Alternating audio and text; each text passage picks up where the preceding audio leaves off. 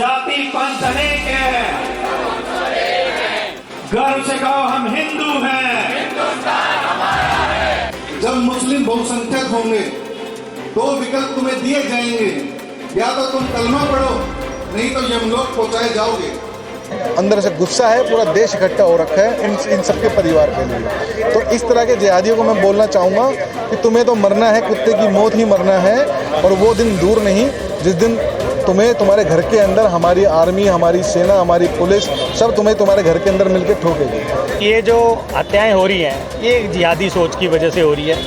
और ये जो जिहादी सोच है, बहुत ही कुछ थोड़े से लोग हैं जो इस प्रकार की घटनाएं करके एक तरह की दहशत पैदा करना चाहते हैं। हिंदू समाज के ऊपर में किसी भी तरह का आघात हुआ और हो रहा है जिस प्रकार से, अगर टाइम पे लगाम ना लगाई गई इन पे, तो आगे आने वाला टाइम उनके लिए भी ठीक नहीं होगा। सब देवन में श्रेष्ठ है हनुमत तेरो नाम, पाठ आरंभ होत है सुनिए वीर हनुमान।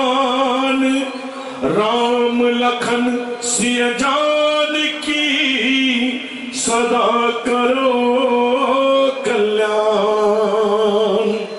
राम रसायन तुमरे पासा सदा रहो रघुपति के दासा।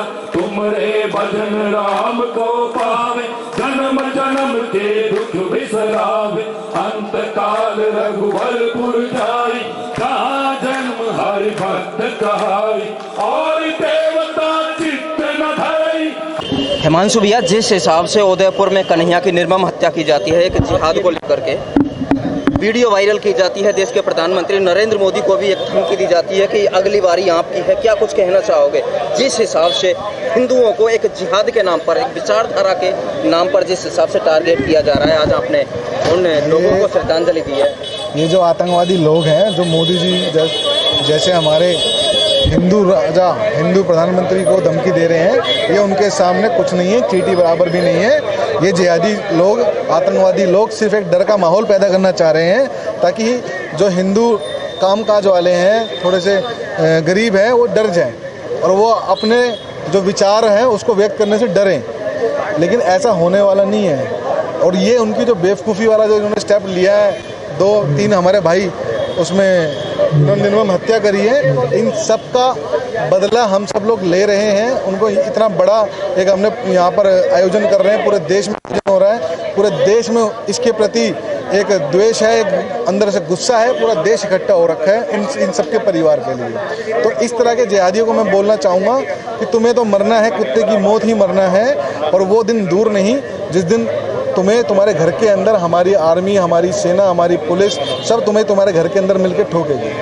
अच्छा, एक तरफ तो जो है मुस्लिम पक्ष का कहना है कि अगर हमारे नबी के ऊपर कोई अब टिप्पणी करेगा तो इसी तरह सर कलम करने का जो है प्रावधान है। वहाँ पर सुप्रीम कोर्ट का भी टिप्पणी जो है नुपुर शर्मा के ऊपर आई है कि भाई नुपुर शर्मा के बयान के ऊपर जो है पूरे देश में ये इस तरह से दंगे हो रहे हैं।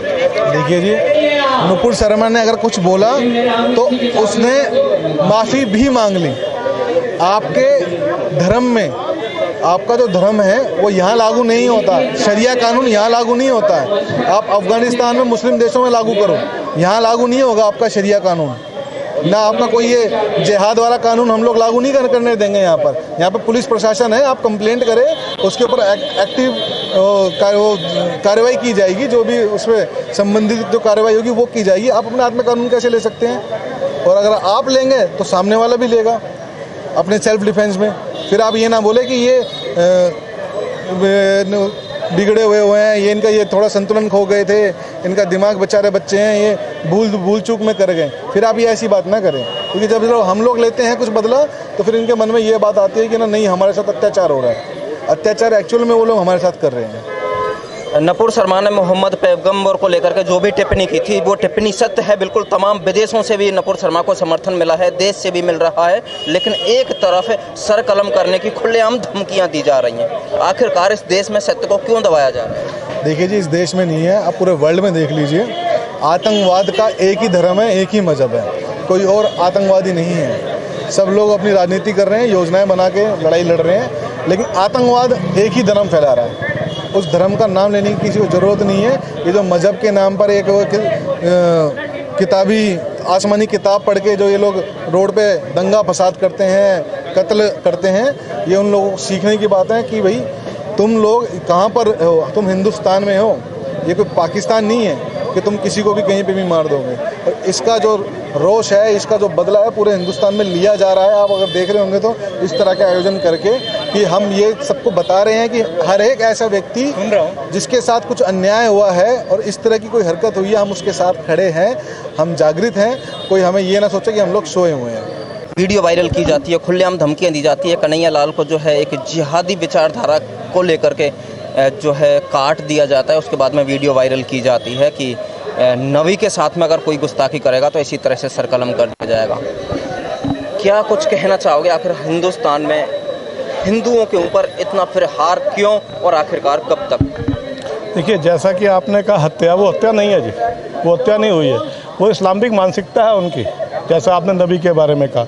और नुपुर शर्मा ने जो भी कहा नबी के बारे में, जो आज चर्चा हो रही है, मेरा तो एक मानना और भी है कि मेरे ख्याल से 1000 साल के बाद आज इस्लाम के ऊपर चर्चा शुरू हुई है कि नबी ने क्या कहा, कुरान में क्या लिखा है। इससे पहले कभी बताया ही नहीं जाता था समाज को कहाँ क्या क्या गलत चीज़ें लिखी हुई हैं। जो गलत चीज़ें लिखी हुई हैं, जो गलत चीज़ें लिखी हुई हैं, वो आज पब्लिकली आ रही हैं, समाज में परिवर्तन आ रहा है और हिंदू जाग रहा है। उसी का ही कारण है कि आज इस तरह की बातें जो निकल के आ रही हैं, उसका आने वाले समय में उसी से, क्योंकि ये हिंदू जाग रहा है। आज से समय में इतना बड़ा हिंदू जागरण कभी नहीं हुआ जो आज के समय में हो रखा है। उठे, जागे, जितना जाग सकते हैं और जागे, एक खुद को जगाएं, औरों को जगाएं। और एक बात का जरूर मैं उनको कहूँगा कि अगर हम सुबह मंदिर जाते हैं, पूजा करते हैं, अपने इष्ट देव को मानते हैं, रात को सोते हुए प्रार्थना करते हैं, आंखें बंद करके देख ले एक बारी, हमारे किसी भी भगवान के हाथ में कोई ऐसा भगवान है जिसके हाथ में शस्त्र नहीं है। सर, एक सवाल जो है खड़ा हो रहा है कि मतलब हिंदुस्तान के अंदर ऐसी हत्याएं तमाम हुई हैं जो तालिबानी अंदाज में की गई हैं, जैसे कन्हैया लाल की हत्या है, कमलेश तिवारी की हत्या है, प्रॉपर तरह से तालिबानी अंदाज में ये हत्याएं की गई हैं। वो एक्चुअली वो दहशत फैलाना चाहते हैं। जैसे अब मैं छोटा उदाहरण दूँ आपको, अमरावती का। अमरावती के अंदर जो हत्या है उसको दबा दिया गया। अब ये देखिए सरकार का, पब्लिक का नैरेटिव कैसे चेंज हो रहा है। सरकार बदलेगी तब इस तरह की हत्याएं सामने आएंगी। कांग्रेस की सरकार थी, वहाँ पर और लोगों की सरकार थी, तो वो दबा दिया गया मुद्दा। बीजेपी की सरकार है, उसने उठा दिया मुद्दा, जबकि ये मामला जो है कन्हैया लाल से पहले का है। लेकिन ये मानसिकता जो है, जो राजनीतिक लोगों की भी मानसिकता इस तरह की है, उसको भी आज समाज देख रहा है और भली भांति कर रहा है। और ये जो तालिबानी है, तालिबानी इसको नहीं बनने दिएगा। अगर वो गजवा हिंद कहते हैं तो मेरा तो मानना है कि इसको हम भगवा हिंद बना के रहेंगे।